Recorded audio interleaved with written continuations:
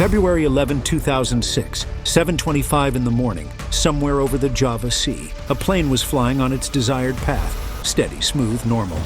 The pilots thought everything was fine until they saw this, a mountain cliff on the side of the plane. It felt like a sudden shock, because on their route there shouldn't be any mountains. When they looked for errors in their instruments, the screen said everything was fine. How did this happen then? What kind of mystery was it stepping into? This is the bizarre story of Atom Air Flight 782. On the early morning of February 11th, Flight 782 was all set for its routine 2-hour ride from Jakarta to Makassar, Indonesia. On board were 146 passengers with 6 crew members. In the cockpit sat a seasoned captain. He'd clocked over 7,000 hours in the sky, with almost 2,000 of those on the Boeing itself. Beside him was the first officer who had nearly 3,000 hours under his belt, including 800 on the same aircraft. And with them on board at 6:20 in the morning, the flight took off normally. Everything looked fine, and after a successful takeoff, the autopilot took over, as usual.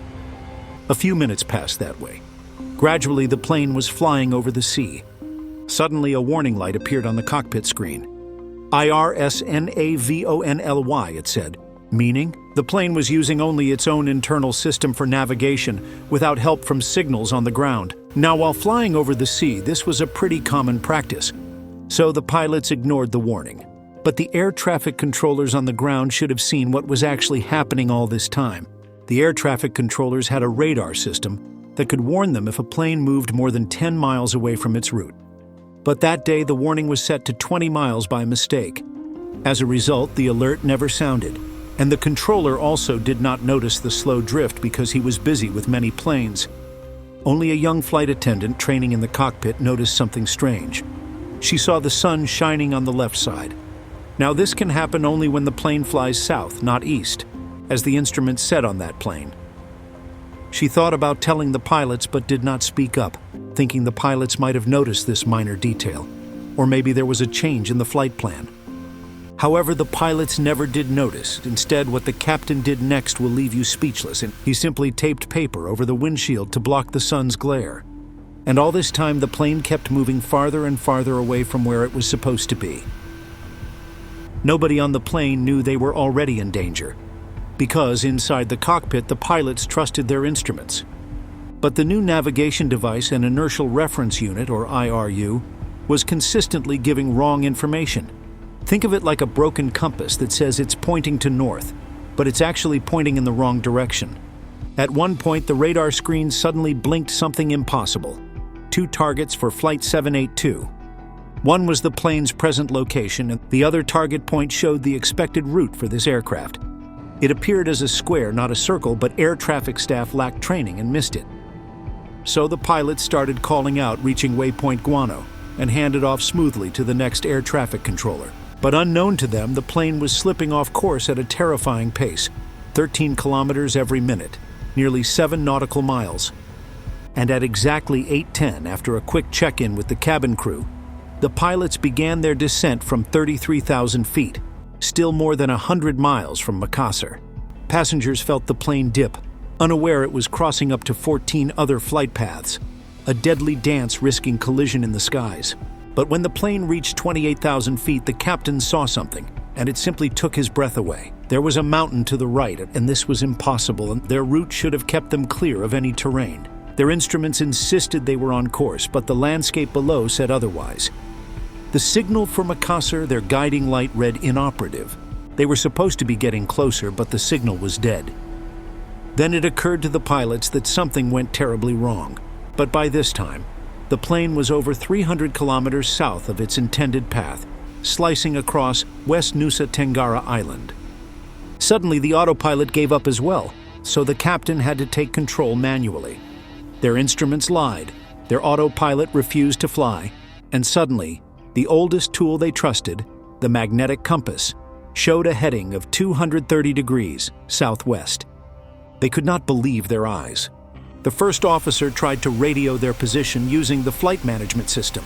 28 degrees radial from the Makassar's signal, 72 miles out.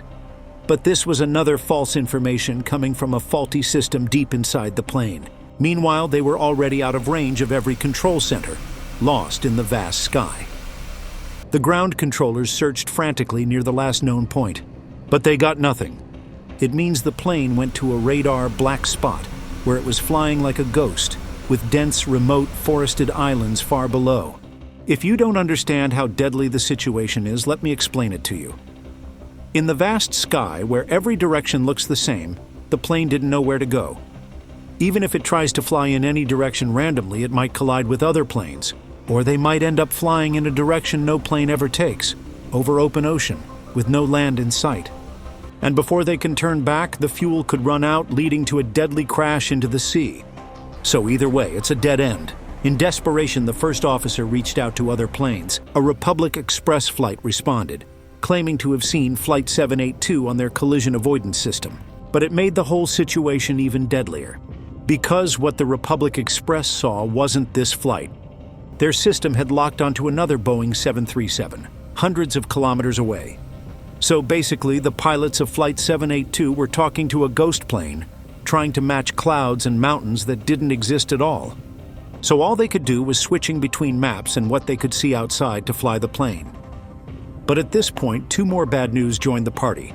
One, the fuel was running low, and two, descending through 16,000 feet, the first officer's instruments died completely. Speed, altitude, direction, position all vanished.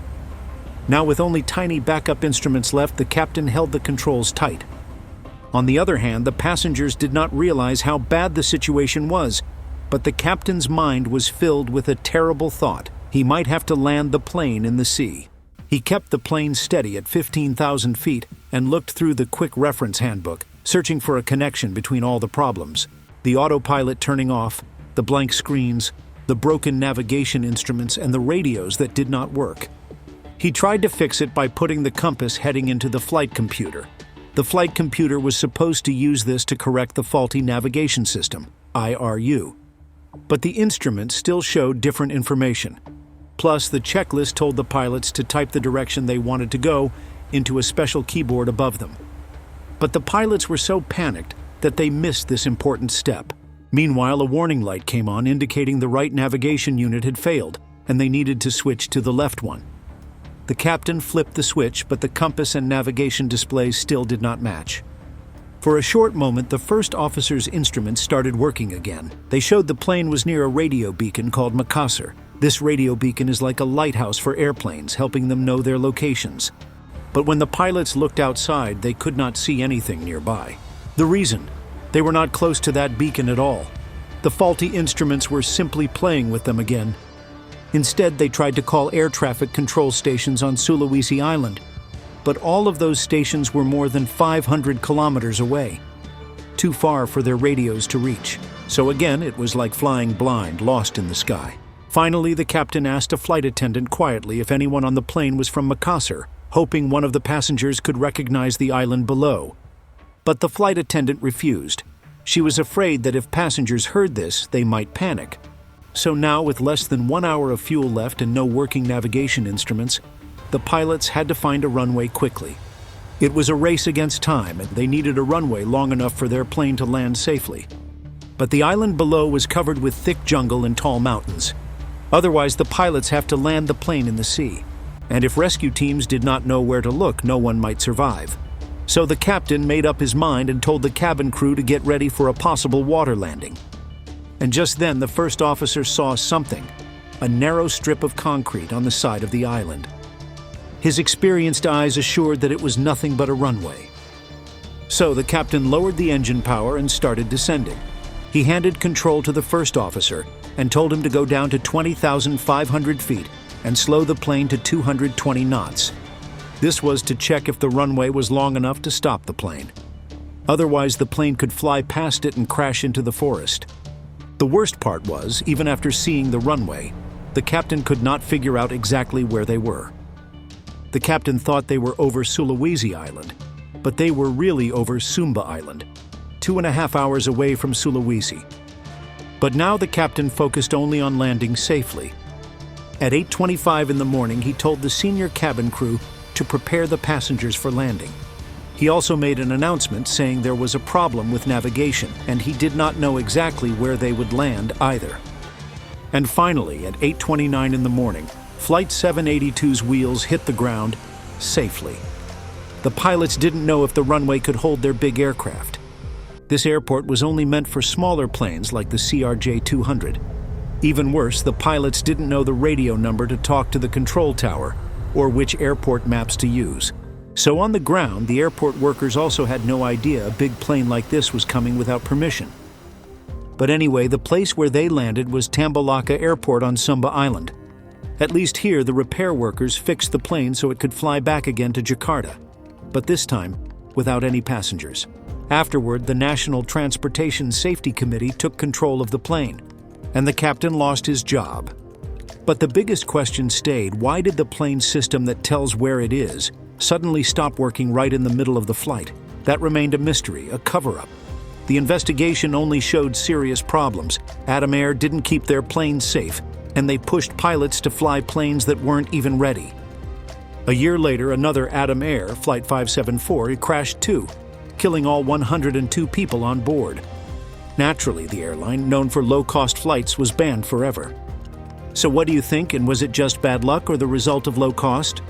Were there any corruption and any high officials involved? Tell us in the comments, and like, share, and subscribe for more true aviation stories that will leave you speechless.